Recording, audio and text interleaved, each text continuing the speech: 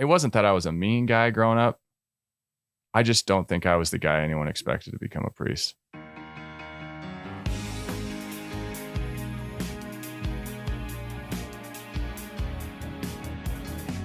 Episode 71. Welcome back to the Missoula podcast.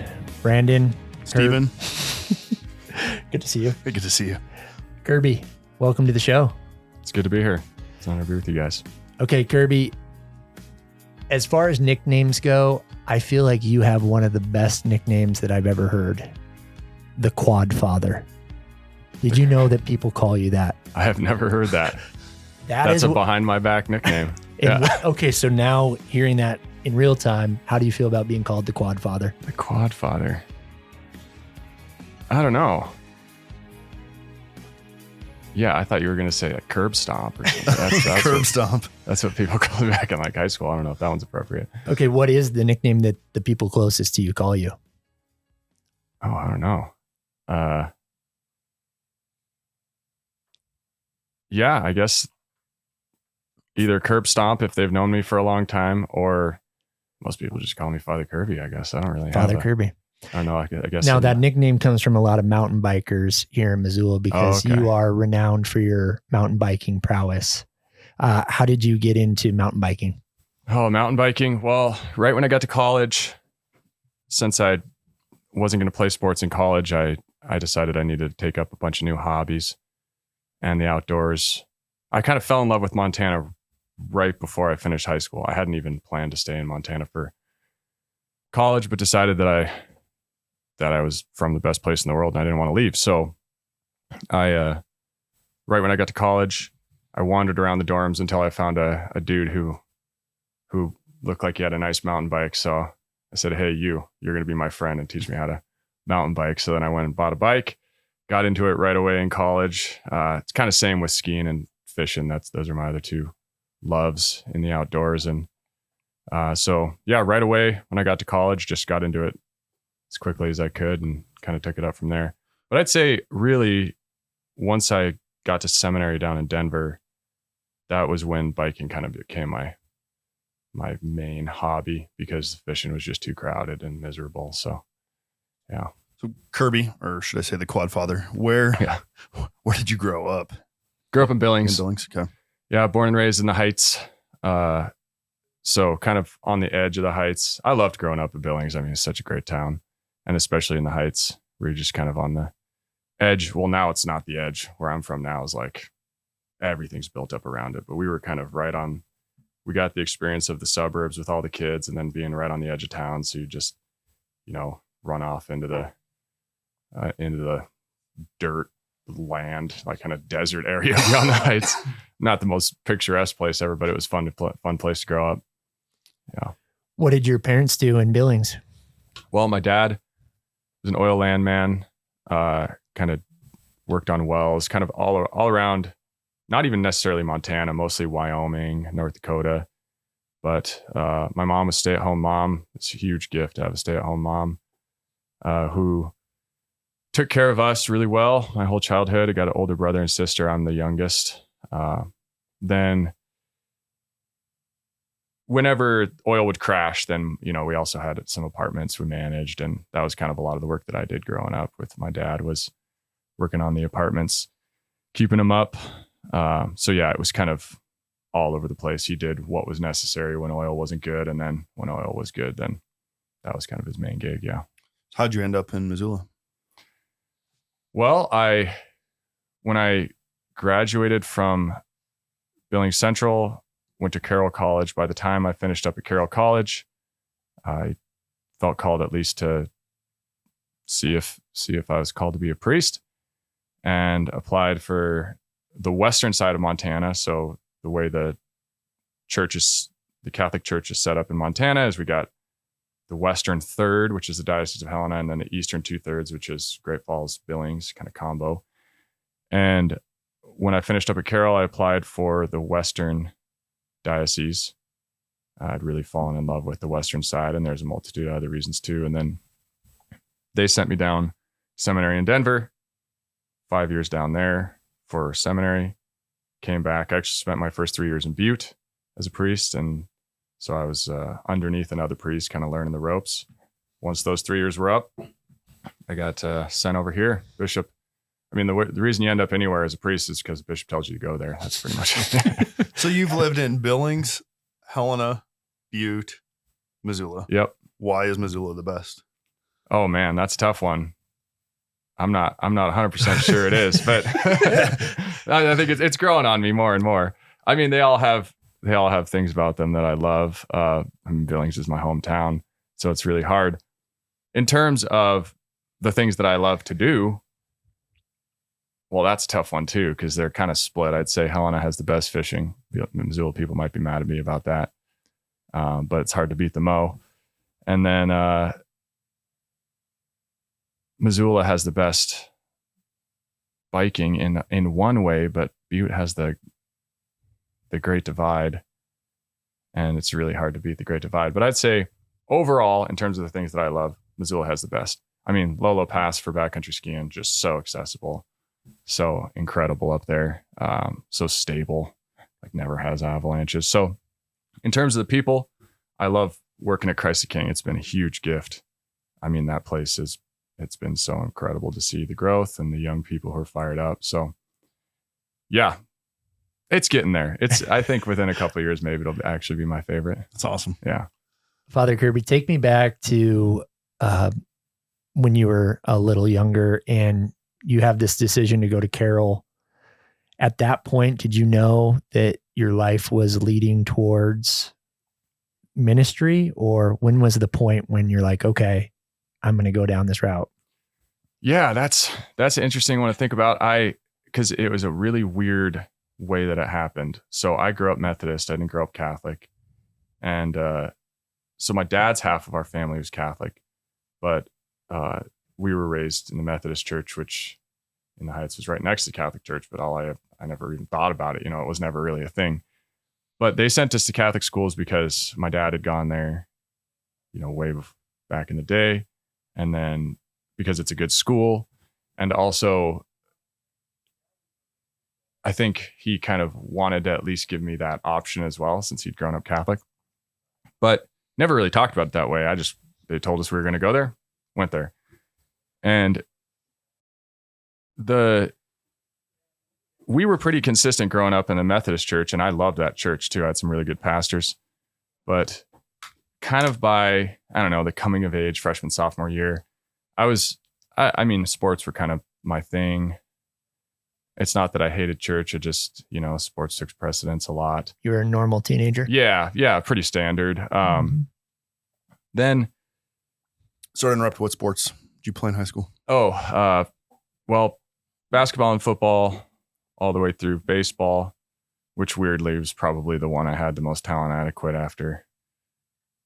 I played a couple years of Legion, then quit. The problem was I was a decent pitcher, not a great hitter.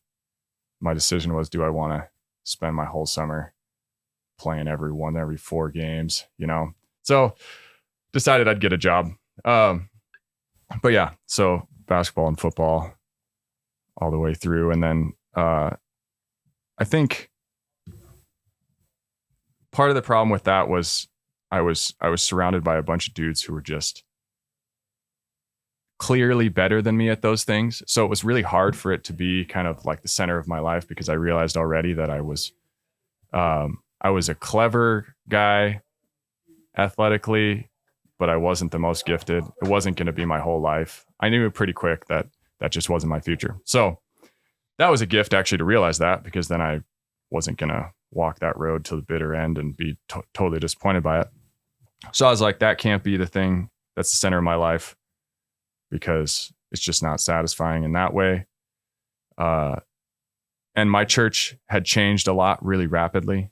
There were a lot of different pastors that came through in quick succession after the one that I really loved left. And so we kind of drifted away from there. So I decided I better figure out, which church I'm going to go to, because Christianity's that's my love. And that's what I believe, but I just don't know what that looks like. So jumped around to a bunch of different churches, and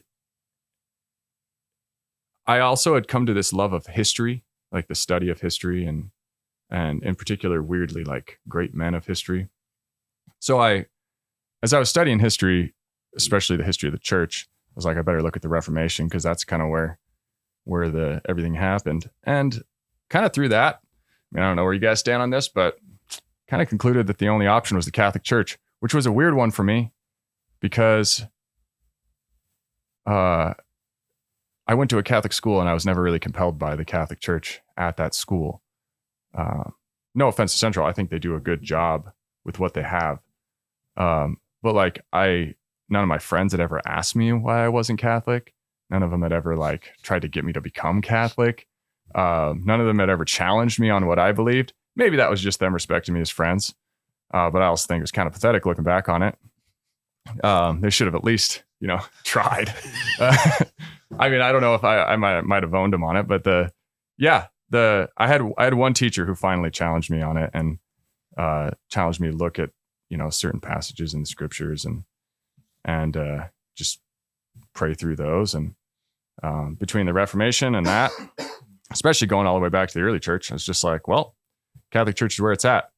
Weirdly, at exactly the same time, I think before I even became Catholic, I felt this sort of call from God to become a priest, which was part of the reason I was like, if I'm going to be a priest, I better be Catholic. I don't think they let you be a priest if you're not. How Catholic. old were you during this time frame? Like junior, senior year of high school. It was kind of this slow progression over those 2 years. Did you become Catholic while still in high school? Yeah, end of high school, right at the end. Yeah, and actually, it was right around that time too. That was part of my reason for going to Carroll.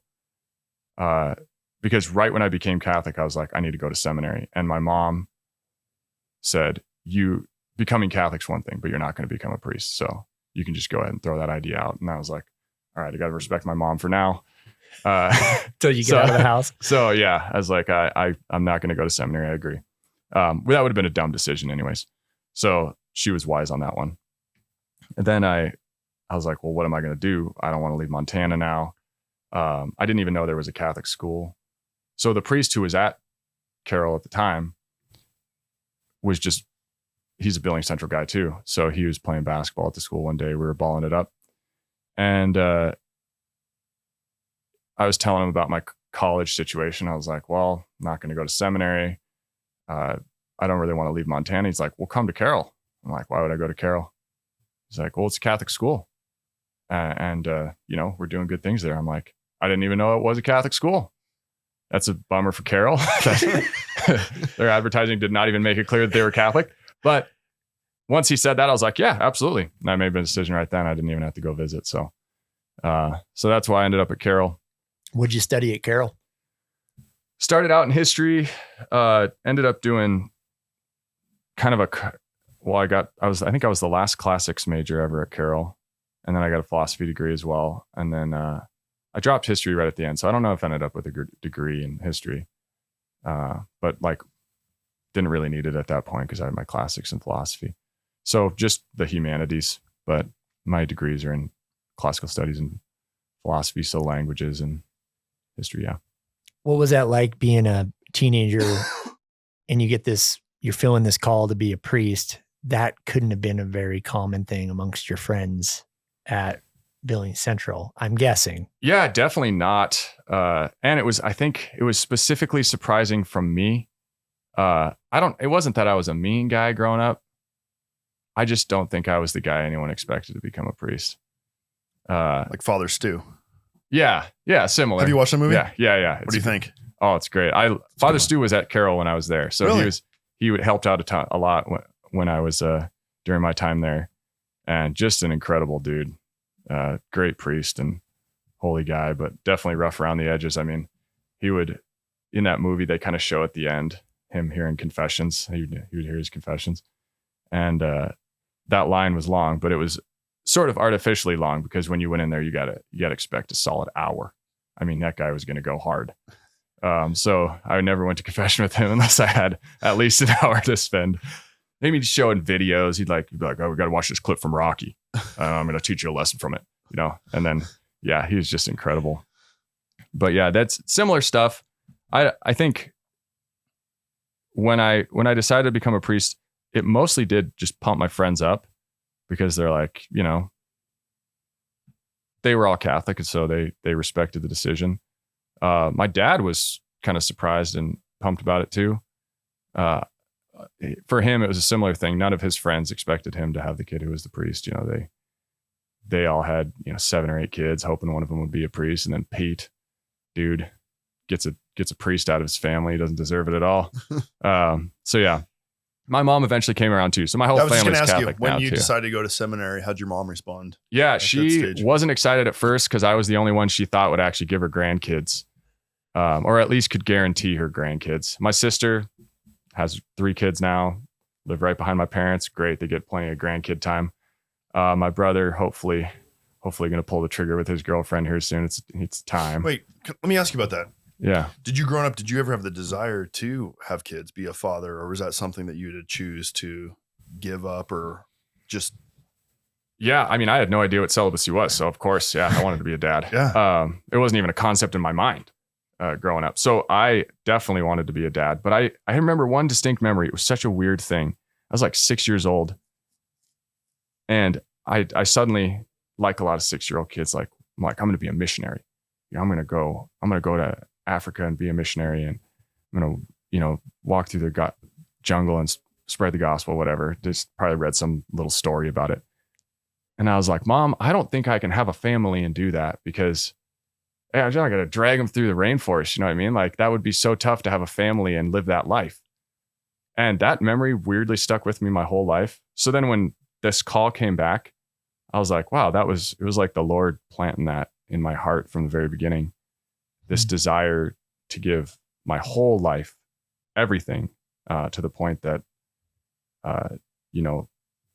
even my desire for a family is set aside for this particular mission from Him. And I've had no sense of loneliness this at all. My life is so full, and I've had no lack of love or anything in my life. It's been a huge gift. I just haven't felt that at all. I'm sure at certain points in my life, maybe when I hit that time where even the physical possibility of getting married and having kids, I guess 40, often priests when they hit 40, they have to kind of walk through that again. But as of right now, I just don't feel any lack there because of often I feel overwhelmed with, we see as priesthood as your life is given to the church in a very real sort of marriage-like way. That's our family. That's why I call us Father. And that's almost overwhelming at times, how intimate and beautiful that is. So yeah, I haven't felt that at all. I'd say the 1 half hour of my life that I felt lonely was one of my first half hours in Missoula, because I got here around the 4th of July. And if you guys have ever been over to Butte for the 3rd of July, it is the bomb. It is unbelievable over there on the 3rd. So I'm sitting in Missoula I think it was the 3rd. I'm sitting in Missoula on the 3rd, go ride up to the top of Bearmeyer or something. I'm sitting looking out over town. I'm like, man, I freaking loved Butte. All my friends are over in Butte. All these families I love are over in Butte. What am I doing here? This is the dumbest thing ever. And I actually felt a real sense of loneliness for about a half an hour. And then I was like, I got to get over this. Yeah. That's a perfect segue into our rapid fire questions. You ready, Brando? I'm ready. Kirby, first question for you. What was your first initial memory of Missoula when you got here? It might have been, that's probably the earliest one I have, is sitting up on Bearmeyer and being mad. Yeah. So it didn't not start a good start. well. Not a Have good you start. been back at Bearmeyer? Those feelings still there when you get up on the top? I've been up there a lot since then. Yeah. Yeah. No, don't get those you have a feelings healthy at all. relationship. Yeah. No, good. That's What's great. your go-to coffee spot in Missoula? Go-to coffee spot? Liquid Planet, because it's close. In terms of the coffee, I think is the best. Probably Drum. Yeah, I don't go there as often. Favorite restaurant?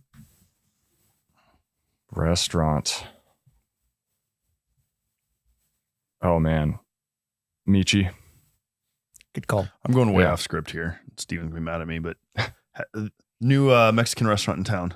Azteca? Is that what it's called? Plaza Azteca. Plaza in the Azteca? old Jakers building. Old Jacobs. Have you been there yet? No. Have you, Stephen? How is it? Do Fantastic. we need to check it out? Yeah, Okay. it's so good. The burritos. Yeah. Okay. Well, Wow. Nice. What zip code do you live in? 59801. What is the weirdest thing about Missoula to you? Weirdest thing. Well,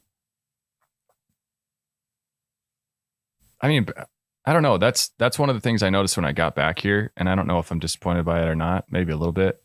That when I was in college, when I come over to Missoula, it was so much weirder, and I really enjoyed that about it. But I'd say, in terms of cool weird, I'd say it's like the last remnant of weird is the Free Cycles concerts. It's like all the old hippies come out of the woodworks. It's awesome.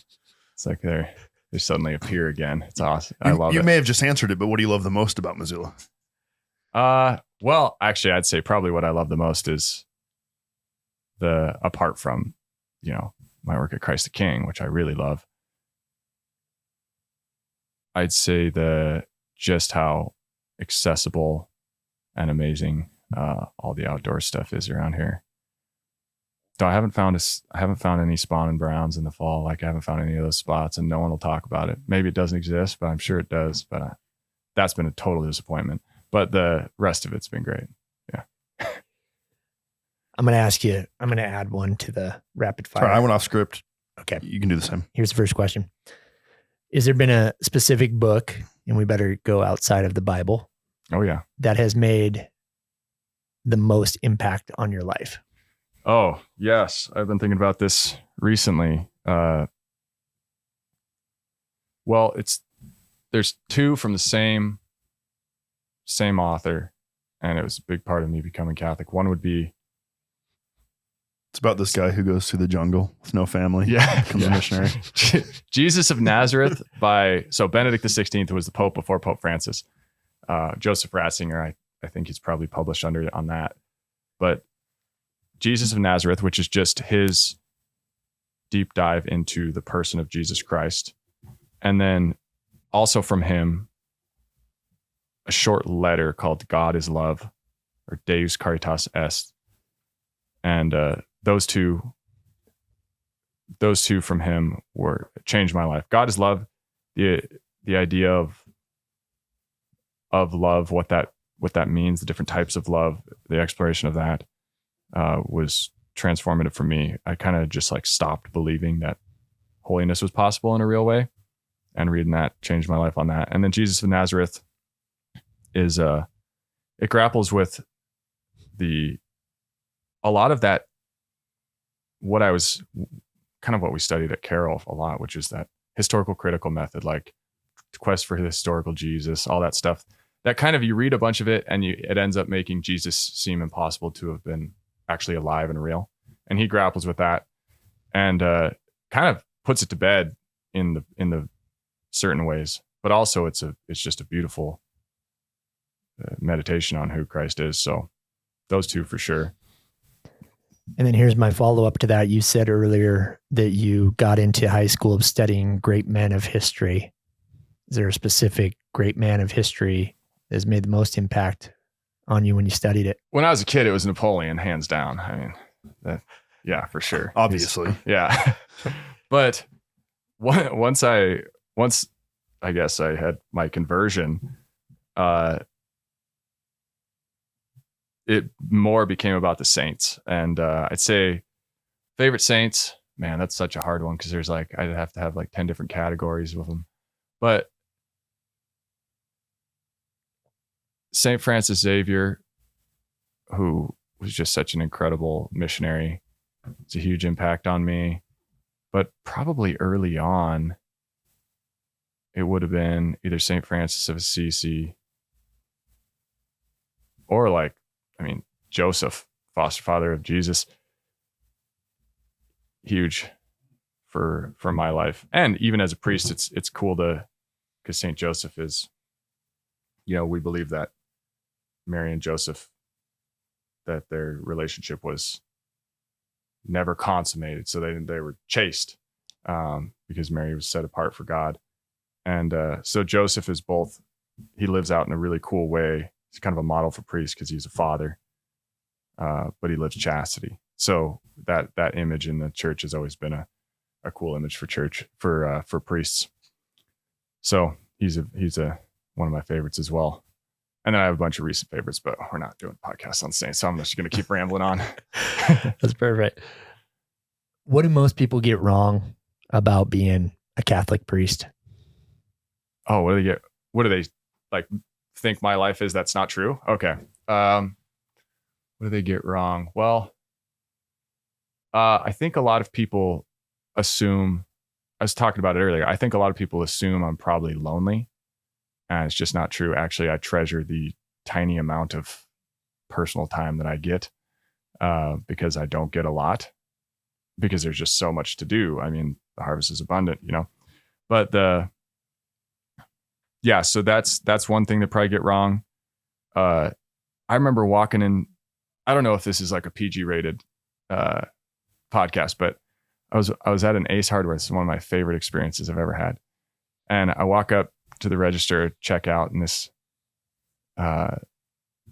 girl looks at my collar and she's like, "You a priest?" And I'm like, "Yeah." She's like, "Huh. So you don't have sex, huh?" And I was like, "Nope."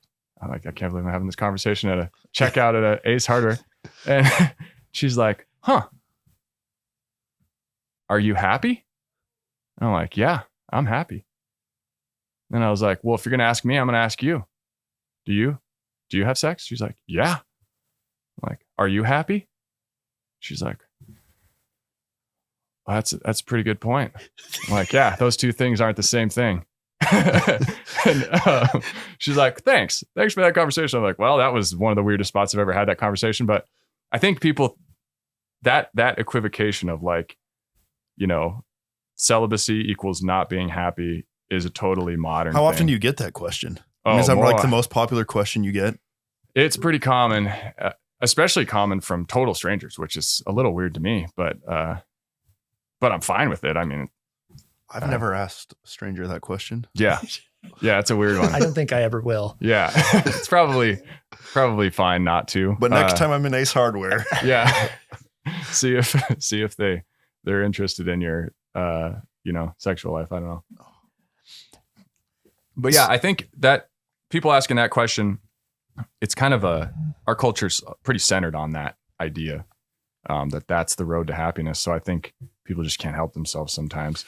What's a misconception people outside of the Catholic Church have about the Catholic Church? Well, I mean, there's the theological ones would be like, "Oh, you worship Mary. I mean, we love Mary, but we don't worship her. Oh, there's idolatry to the saints." Not true. We ask them to pray for us the same way we ask each other to pray for us. And then apart from that, probably about priests, I haven't, maybe this equivocation of like I don't know, man. Recently, probably just some theological stuff. I haven't honestly seen in my own life a huge, recently, I haven't seen a lot of resistance to the church. When I was growing up, we used to spar back and forth, like Catholic Protestant or, Catholic, no, nothing a lot. Recently, it seems a lot more kind of friendly and good relations, apart from a few things. Kirby, it seems like to me that there's been a resurgence of young people into the Catholic faith, where maybe that wasn't what was happening when you were a kid, 15, 20 years ago. Any idea what has changed and why do you believe that that's happening? Yeah, it's been wild. I mean, even just at my church at Christ the King, we've got about 200 new families in the last 4 years, most of which are young, and most of which are just excited to have big, beautiful families too. I mean, I think we've got 15 babies on the way between now and end of January, so it's going to get pretty loud and crazy. A lot of Oh, happy Christ the people in King. that church. Yeah, a lot of fired up people. I'm the only celibate in the house, you could say. So, yeah, that's really amazing to see. And I think part of the draw is that I think there's an identity crisis in a lot of different Christian churches. Like they don't know who they are. There's a lot of splits. I mean, I saw it in the Methodist church growing up. There's been like 3 splits since I was in high school. Mostly over moral issues, but sometimes over theological issues. And the church just doesn't change. So that's part of the beautiful part of it. It's like, stable. yeah. Once something's doctrine, it's doctrine. And I don't decide what that is. If I preach something that's against Catholic teaching, one of my parishioners can just walk up to me and say, Father, you're wrong. And they have the authority to do that because I don't decide what the teaching is. There's something amazing about that. Within the church, there's some struggles between, a more traditional movement, more middle of the road movement. There's not really anything outside of that at this point. But in terms of people coming into the church, that stability, that goodness, that the beauty of it, I think, is a big draw. That's actually why we're going to make our church, kind of doing a remodel to make our church more beautiful. And that beauty that goes back centuries. I think there's a lack of beauty in the world today. So a lot of people are drawn to the beauty of the church and of the mass and how reverent and kind of quiet and prayerful it is compared to a lot of different forms of Christianity. So yeah, there's a lot of different reasons, I think.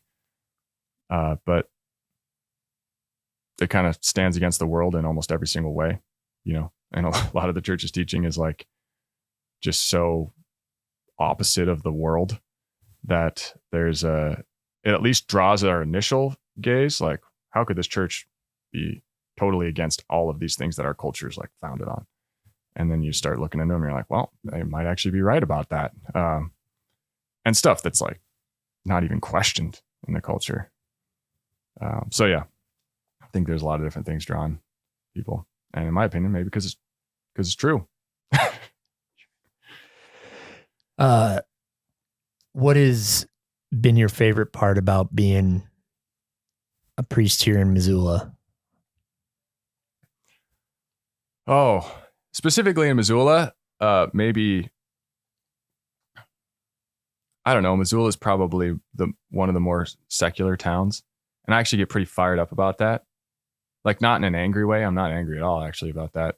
More just because there's a lot of people here who don't know anything about God and probably grew up not knowing anything about God. And that's a really cool mission, to be in like real mission territory.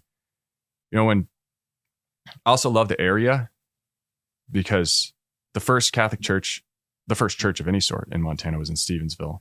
And so Pierre de Smet coming out here, I've been reading everything I can get my hands on about Pierre de Smet. I love that guy. What an incredible priest. Just an incredible life. And just the way that God worked in such profound ways here, all the way back. I mean, the story of Shining Shirt, I won't go into that. That's probably a whole podcast you do on the story of Shining Shirt. I mean, most of what you said could be a whole podcast. Yeah, sure. This is so good.